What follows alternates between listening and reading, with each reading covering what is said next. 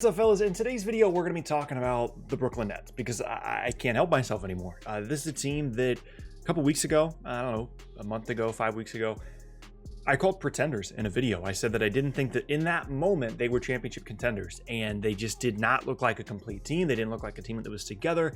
I understood the upside, I understood the talent of the group, but in that moment, I didn't think they were real championship contenders. And now here we are. Handful of weeks later, they haven't lost. They've lost like one game in their last 15 or 16. They're playing incredibly. KD's not even playing, and I feel like now, having a chance to really fully evaluate this group, I don't see how they can't be the best team in the East, or honestly, title favorites. And that's what we're going to be talking about in today's video. But really quickly, before we get started, I want to tell you about the sponsor of today's video, Manscaped. I told you guys about their products before, and I've been using them for over a year now, and there's truly no better all-in-one men's grooming solution than the Lawnmower 3.0 from Manscaped. The Lawnmower 3.0 trimmer, part of the performance package from Manscaped, is a rechargeable, cordless, water-resistant trimmer that's truly a game changer for male hygiene, and it goes to a good cause as well, as every purchase at manscaped.com goes towards contributions to the Testicular Cancer Society. Together, TCS and Manscaped are committed to raising awareness for the most common form of cancer in men aged 15 to 35 and giving support for fighters, survivors, and families impacted by testicular cancer. So if you're looking for a men's grooming solution and you want to support a good cause, you can go to manscaped.com and type in my code SPORTING20 at checkout for 20% off, as well as free international shipping. Again, that's code SPORTING20 at manscaped.com. And thank you again to Manscaped for sponsoring this video. With all those things said, let's talk about the Nets. So this team it's insane. It doesn't even make any sense. So you've got this crazy combination right now, even without Kevin Durant, of Kyrie Irving and James Harden, that really works super well together, because Harden is a player that has been in the past super ball dominant, right? Probably the most ball dominant guard or player in league history, and is someone that can control the game from start to finish, but at the end of games isn't always great. And then you've got this player in Kyrie Irving that has been incredibly successful as the second guy, is the guy that can kind of float in and out of games, but can take the last shot in the game and be a really, really great clutch performer, but isn't someone that you want running things every time down the floor. We saw some issues with that in Boston, where he's just not the guy that runs things the entire game. He's not going to make the correct decision in terms of pass or shot every time down the floor 90% of the time, the way that someone like James Harden will, but he'll perform at the end of games, and he'll come in and he'll dominate for stretches at a time, and he can kind of float in and out. And those two guys have worked better in combination than I ever would have thought. When they came together, because, everything we knew about James Harden in his time in Houston, and his time in which he became an MVP caliber player, said that who he was not that flexible. He wasn't going to be able to adjust to different roles. And surprisingly, and in a really extraordinary way, he's been able to do a lot of different things. When he first got there and KD was still playing, he was someone that could kind of float in and out and was just kind of there and would be okay scoring 15 points, 18 points in a game. Now that KD's been out, he's been taking on a bit more of a scoring and a playmaking load. Once KD comes back, he can kind of float in between wherever they need him to be. If he needs to run the second unit, he can do that. If he can just kind of chill, while KD and Kyrie run some things and occasionally get a possession, he can do that. And I think that flexibility has been incredibly shocking to me. It's one of the reasons why my opinion has changed so much of this team, because initially, when he first got there, it looked like a lot of your turn, my turn kind of thing. And I don't really get that vibe anymore. Now, to be fair, KD's not playing, so there's only two guys to share the basketball. But this team is just ridiculous offensively. Now, defensively, they're still one of the worst teams in overall defensive rating, but I do think they've made strides lately. From a personnel standpoint, I do think that Nicholas Claxton helps them. I think he's exactly the kind of big that this team needs. Someone that provides great energy, great length, athleticism at the rim, is a really good lob threat.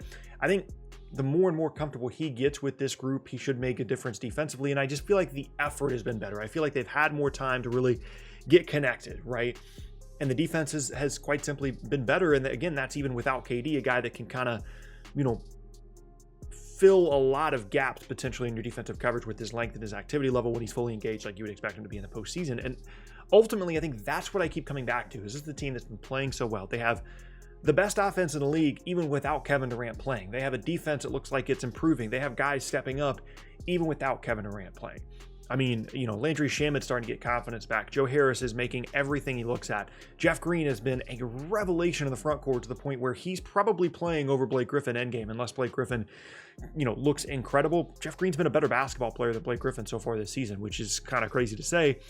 And again, I think Nicholas Claxton could potentially be an X factor as well. So ultimately, when you look at this group, it's like just everywhere you look, guys are popping up and guys are, being exactly what this team needs them to be. And the guy that I don't understand is Bruce Brown. So they made this trade for Bruce Brown, and they didn't really give up a ton. I was like, okay, someone that can guard. If he can make shots, yeah, he'll probably play. But Bruce Brown is everywhere. I mean, he'll have games where he scores 20. He'll have games where he's the guy setting the ball screen and rolling to the rim and making plays.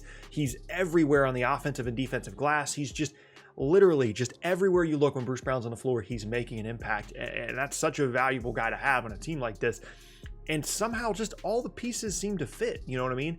I still don't love the 5-man rotation. Like, Nicholas Claxton is still very unproven. DeAndre I don't think is very good. But once they get KD back, I'm not positive it's going to matter. Like, this team's offensive firepower is unprecedented. I know that we've seen crazy, crazy super teams in the past. But from a spacing and an individual scoring creativity standpoint, I don't think we've ever seen anything like this. The two comparisons in recent memory that come to mind, of course, the LeBron, Kyrie, Kevin Love team, as well as the Golden State, Kevin Durant, Steph Curry, Klay Thompson team. But I think the huge difference maker between this team and all those is the third guy. No offense to Klay Thompson, no offense to Kevin Love, both really good offensive players. But in terms of perimeter creation, whether it's KD, Harden, or Kyrie, there's a significant gap between those guys and Klay Thompson or Kevin Love. So at any point down the floor, if you're not absolutely perfect defensively, someone like Kyrie, KD, or James Harden, assuming they're all on the floor at the same time, or one of those guys, assuming there's only two on the floor, are going to get shots that by their standards throughout their entire career are wildly easier than 80% of the shots that they typically take in a game. And even if you guard all those guys perfectly, Joe Harris is shooting like 45% from three-point range. So what I'm saying is I don't think I could have possibly been more impressed by the Brooklyn Nets than I have been over the last 15 or 16 games. Again, considering the fact that KD isn't even out there, there's a cohesiveness and a connectiveness to this team that I didn't see initially, and I wasn't sure I was going to see throughout the season. Now, things can certainly happen. You can have injury issues. The defense still has a long, long way to go. How they're going to integrate Blake when he comes, when he shows up, how, KD is going to kind of be reintegrated into this, and are they really going to keep this level of, cohesiveness and movement together that they've had with Harden and Kyrie? There's certainly question marks here, but the more you look at it and you look at, everything on paper with this group, I think if you just did like a 2K simulation, right, of this group and you turned injuries off, they make the finals, at least half the time, and, potentially win the title like 30% of the time. And with those numbers, I kind of feel like they're title favorites, or they're at least very, very close to it. The team that I would feel more confident in right now than the Nets, the only team, would be the Lakers, only because it's LeBron and because they just won it. And if AD's healthy, like, that's obviously a significant matchup issue for everybody, but especially Brooklyn. And then the team in the East that would make me most nervous would be, of course, Philly and Joel Embiid, and how that would need to be addressed. But ultimately, like, there's just a stupidly ridiculous amount of talent offensively in this group. And when it comes down to it down the stretch, they might not make every single shot in the last 5 minutes of a playoff game, right? But they're going to have a better chance than any other team down the stretch to score on a consistent level, because there's just so many things you have to guard. Honestly, not exactly from like a motion standpoint. Like, there's not as much movement as there was at times in Golden State.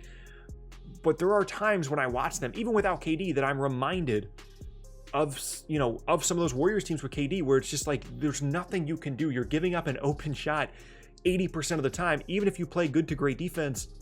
And it's just because of the sheer amount of talent on the floor. Like, the fact that there are times when you come down the floor and James Harden gets in a ball screen, they collapse, you can kick it out to Kyrie Irving on a closeout situation where he can attack and have an inherent advantage at the time he catches the basketball.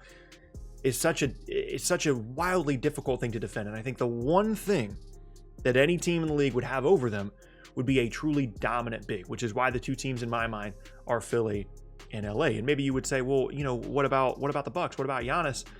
Giannis doesn't scare me in a way that even someone like Embiid does, because I think Embiid is more perimeter talented than Giannis is at this point. Like, Embiid was the MVP of the league in the first half of the year. Hopefully he comes back and is fully healthy and everything. But having a guy like Anthony Davis or like Embiid that can punish you inside, that has the ability to play on the perimeter, make jump shots as well, is a really terrifying thing to try and defend for any team in the league, but specifically for Brooklyn.